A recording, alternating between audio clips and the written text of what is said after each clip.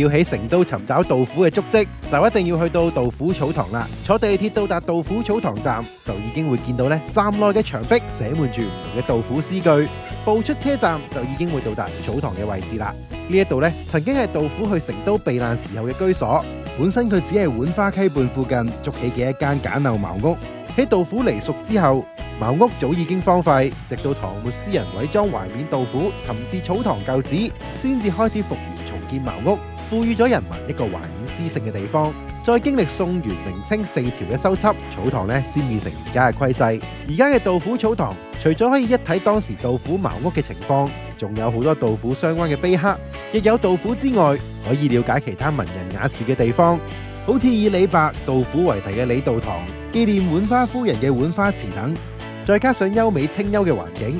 已經發展成為國家4A 級旅遊景區，係到訪成都嘅必到景點之一啦。